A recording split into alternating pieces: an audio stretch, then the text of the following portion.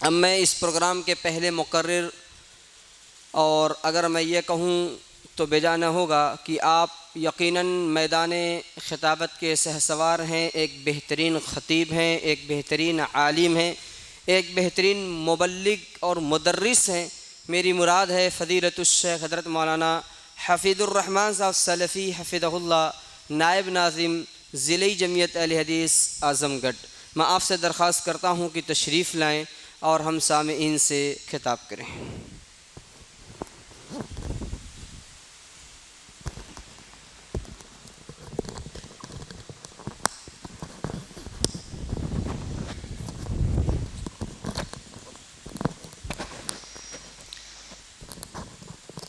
السلام علیکم ورحمۃ اللہ وبرکاتہ۔ ان الحمد للہ نحمده ونستعینه ونستغفره ونؤمن به ونتوکل علیہ ونعوذ باللہ من شرور انفسنا ومن سیئات اعمالنا ومن يهده الله فلا مضل له ومن يضلل فلا هادي له وأشهد أن لا إله إلا الله وحده لا شريك له وأشهد أن محمدا عبده ورسوله أما بعد فإن خير الحديث كتاب الله وخير الهدي هدي محمد صلى الله عليه وسلم وشر الأمور محدثاتها وكل محدثة بدعة وكل بدعة ضلالة وكل ضلالة في النار۔ فأعوذ بالله من الشيطان الرجيم، بسم الله الرحمن الرحيم۔ قال الله تبارك وتعالى في كلامه المجيد: فلما بلغ معه السعي قال يا بني إني أرى في المنام أني أذبحك فانظر ماذا ترى. قال يا أبت افعل ما تؤمر ستجدني إن شاء الله من الصابرين. سبحانك لا علم لنا إلا ما علمتنا إنك أنت العليم الحكيم. رب اشرح لي صدري ويسر لي أمري واحلل عقدة من لساني يفقهوا قولي رب زدني علما۔ لائق صد احترام صدر اجلاس، آج کے اس بزم کی بہت ہی خوبصورت نظامت فرما رہے عالی جناب مولانا فاروق عبداللہ صاحب حفظہ اللہ، تلاوت کلام مجید سے اس بزم کا آغاز کرنے والے فضیلت الشیخ علی جناب محمد عدنان صاحب عصری حفظہ اللہ، اور احباب جماعت، نوجوانان ملت اسلامیہ، گلشن اسلام کے طیور خوشنوا پیارے بچوں، اسلام کی عزت و آبرو میری پیاری ماؤں اور بہنوں، سب سے پہلے تعریف و توصیف کبریائی اور بڑائی، افضلیت اور بزرگی اس اللہ رب العالمین کے لیے لائق و زیبا اور سزاوار ہے جو اس کائنات کا خالق و مالک، رازق اور پالنہار ہے۔ بادہ بے شمار درود و سلام ہو اس ہستی اقدس و مقدس پر جن کا نام نامی اسم گرامی حضرت محمد صلی اللہ علیہ وسلم۔ برادران اسلام، عربی سال کا یہ مہینہ جسے ہم اور آپ ذی القعدہ کے نام سے جانتے ہیں، اس مہینے کے اندر حج کی تیاری ہوتی ہے اور دنیا کے کونے کونے سے لوگ حج کے لیے مکے کا عزم کرتے ہیں۔ حج کی جو عبادت ہے اس کے اندر جو ارکان اور اعمال لوگ بجا لاتے ہیں وہ حقیقت میں حضرت ابراہیم علیہ الصلاۃ والتسلیم، ان کی زوجہ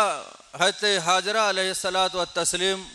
اور ان کے صاحبزادے حضرت اسماعیل علیہ الصلاۃ والتسلیم کی یادگار ہے۔ ہر عبادت کے اندر آپ دیکھیں گے کہ اللہ رب العالمین نے نماز کے اندر قیام، رکوع اور سجدہ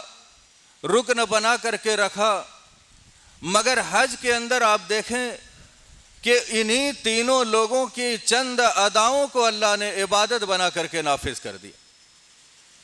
بیٹے کی محبت میں اس کی بھوک اور پیاس کو محسوس کر کے ماں دوڑی تو سعی کے نام سے اللہ نے اس کو واجب کر دیا۔ شیطان جو بہکانے آیا تھا کہ اللہ کے حکم کو مت مانیے، اپنے بیٹے کو ذبح مت کیجیے، تو اس شیطان کو ابراہیم علیہ السلام نے کنکری ماری تو حجاج جاتے ہیں وہاں پر تینوں پتھروں کو کنکری مار۔ وہ تینوں مقدس ہستیاں ایک باپ کی حیثیت سے، ایک بیٹے کی حیثیت سے اور ایک بیوی اور ماں دونوں کردار میں، آج ہم معاشرے کا جب جائزہ لیتے ہیں تو ہم دیکھتے ہیں کہ ہم میں سے کوئی باپ کی حیثیت سے زندگی گزار رہا ہے، کوئی بیٹے کی حیثیت سے زندگی گزار رہا ہے، خواتین میں کوئی ماں ہے تو کوئی کسی کی بیوی ہے تو کوئی کسی کی بیٹی۔ انہی لوگوں پر پورا معاشرہ ہمارا قائم ہے۔ میں نے آیت کریمہ پڑھی جو عموماً بقرعید کے موقع پہ پڑھی جاتی ہے، اور چونکہ زمانہ وہی چل رہا ہے، لوگ حج کی تیاریوں میں ہے، کچھ فلائٹ ہونے والی ہے اور قربانی کے نام سے لوگ بکروں کی خرید و فروخت بھی شروع کر چکے ہیں۔ لوگوں کے ذہن و دماغ پہ کعبہ، ابراہیم علیہ السلام اور حج کا پورا منظر اس وقت تصور میں گھوم رہا، تو میں نے چاہا کہ آج کے اس معاشرے کو اس معاشرے سے جوڑا جائے۔ سب سے پہلے میں ابراہیم علیہ السلام کو ایک باپ کی حیثیت سے آپ سے متعارف کراتا ہوں۔ اللہ تبارک و تعالیٰ نے ان کے واقعے کو بیان کیا، فلما بلغ معہ السعی، جب ان کے صاحبزادے اسماعیل علیہ الصلاۃ والتسلیم جوانی کی عمر کو پہنچ گئے، دوڑنے دھوپنے کی عمر کو پہنچ گئے اور اپنے والد محترم کا ہاتھ بٹانے کی عمر کو پہنچ گئے، اور جب اس عمر کو پہنچ گئے کہ وہ غلط اور صحیح کی تمیز کر سکیں، ایسے وقت میں اللہ رب العالمین نے ایک باپ کو آزمانے کا ارادہ کیا۔ فلما بلغ معہ السعی، جب اسماعیل علیہ السلام دوڑنے دھوپنے کی عمر کو پہنچے تو ابراہیم علیہ السلام کو حکم ہوا کہ اب یہ بیٹا جس کو تم نے مجھ سے مانگا تھا اور جسے میں نے بڑھاپے میں عطا کیا ہے، اب مجھے اس کی قربانی مطلوب ہے، اب تم اس کو میرے راستے میں ذبح کرو۔ کتنی بڑی آزمائش تھی، ایک بیٹا جو 80-90 سال کی عمر میں بڑی دعاؤں کے بعد ملا ہے، اور جب چلنے پھرنے کی عمر کو ہوا، باپ کا کاروبار میں ہاتھ بٹانے کی عمر کو پہنچا اور صحیح غلط کی تمیز کرنے کی عمر کو پہنچا، کار نبوت کو آگے بڑھانے کی عمر کو پہنچا، تو اللہ کا حکم ہوا کہ اب اس کو ذبح کرو، مجھے اس کی قربانی مطلوب ہے۔ اس باپ سے پوچھئے جس کو بڑے جتن اور برسوں کے بعد بیٹا ملا ہو، اور پھر اچانک اس کو مانگا جائے تو اس کے دل پہ کیا گزرے گی؟ مگر اللہ کے راستے میں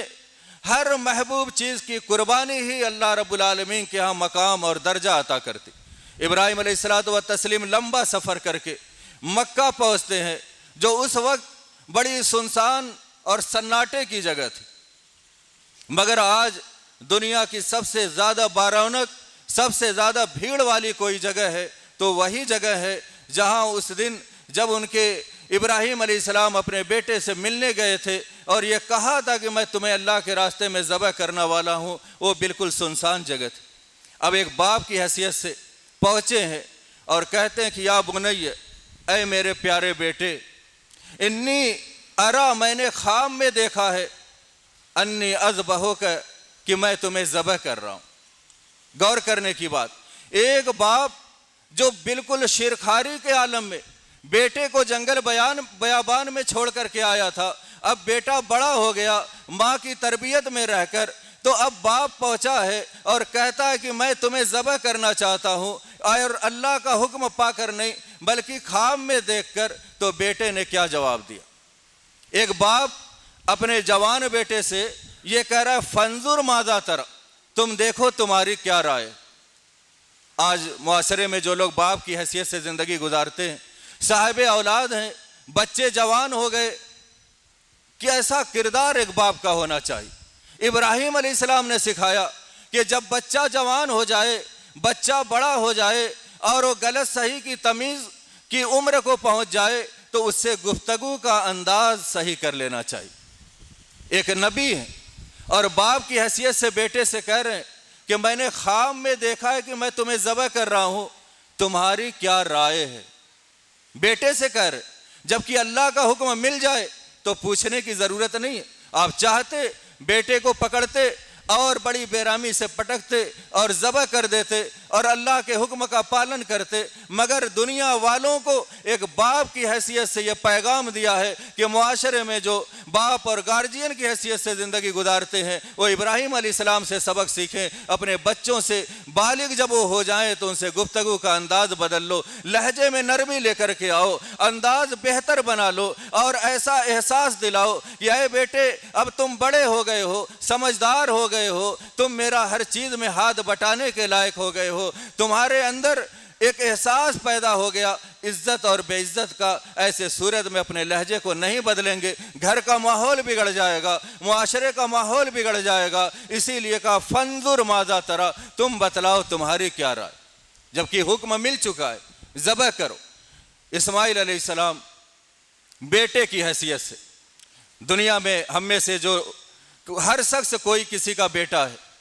ایک بیٹا باپ کے ساتھ کیسا تعلق اور کیسا سلوک کرے یہ ایک بیٹے سے سیکھیے۔ اسماعیل علیہ السلام کہتے ہیں یا ابت افعل ما تؤمر ستجدنی انشاءاللہ من الصابرین، اے ابا جان آپ کو جو حکم دیا گیا ہے آپ کر گزریے، آپ انشاءاللہ مجھے صبر کرنے والوں میں سے پائیں گے۔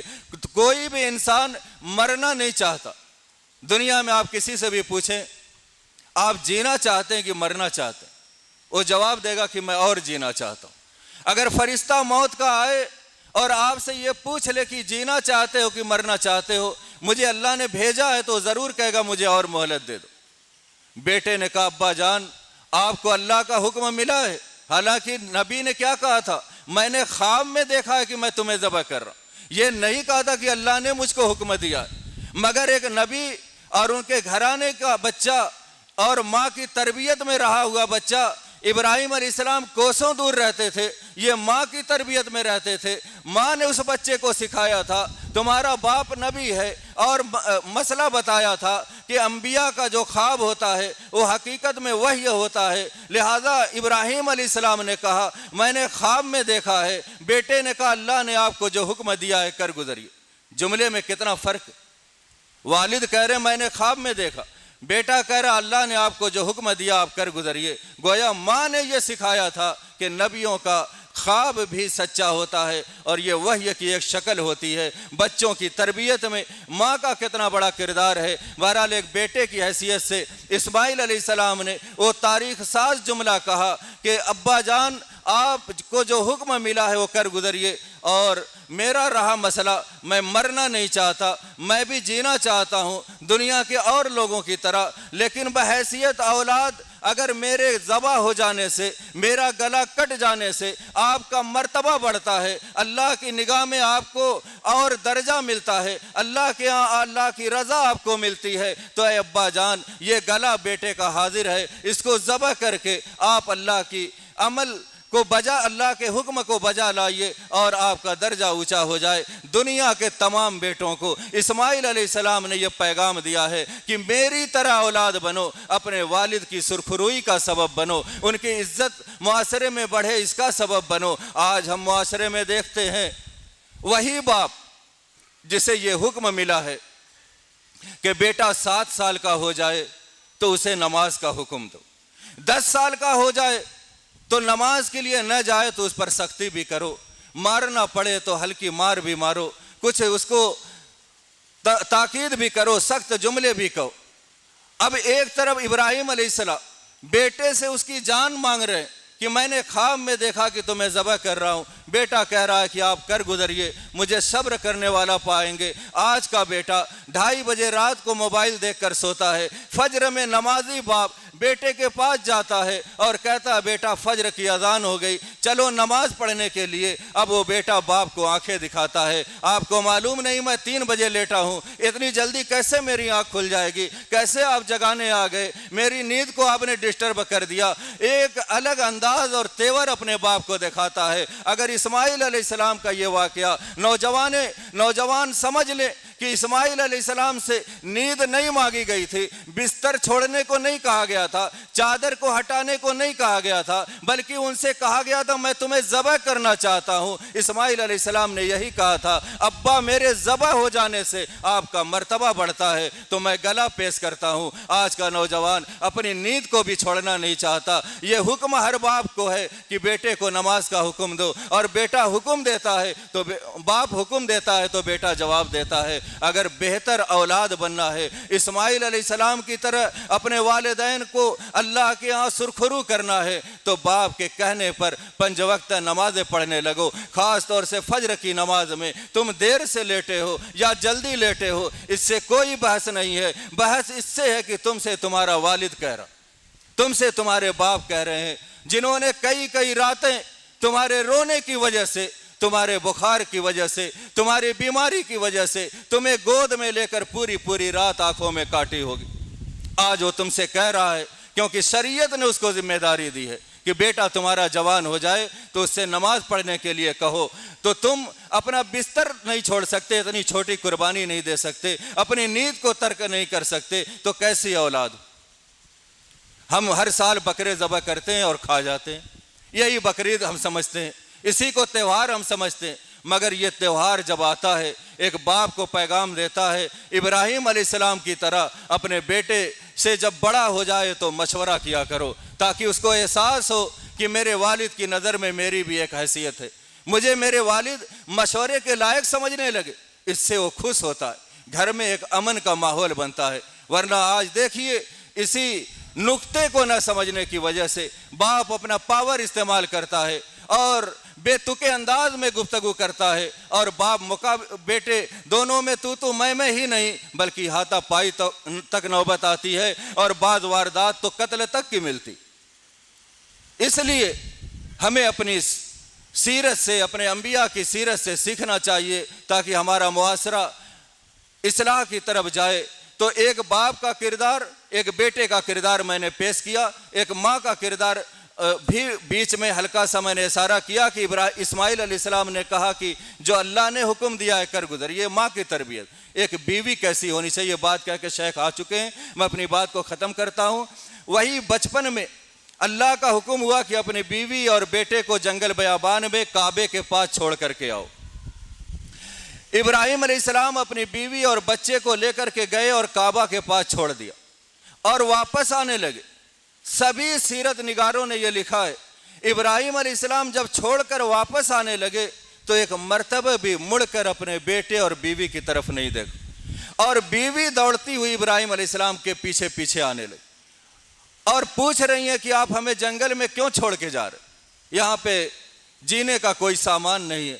ابراہیم علیہ السلام کوئی جواب نہیں دے رہے. ایک بار پوچھا, 2 بار پوچھا, تیسری بار میں جب کوئی جواب نہیں ملا تو حضرت ہاجرہ نے کہا کیا اللہ نے آپ کو اس کا حکم دیا ہے؟ تو ابراہیم علیہ السلام نے زبان سے نہیں سر ہلا کر کے جواب دیا کہ ہاں اللہ نے حکم دیا ہے. تو اس وقت ایک عورت نے بحیثیت بیوی جو جملہ کہا تھا سونے کے قلم سے لکھا جائے تو اس کا حق ادا نہ ہو, انہوں نے کہا کہ تب اللہ رب العالمین ہمیں ضائع نہیں کرے. ایک عورت جو معمولی بات پہ اپنے عقیدے کو بیچ, اگر بخار ہو جائے 3 بار ڈاکٹر کے ہاں دوا لے کر کے آئے اور بخار اچھا نہ ہو تو چوتھی بار کسی ڈاکٹر کے ہاں نہیں کسی پیر فقیر کے ہاں پہنچے گی,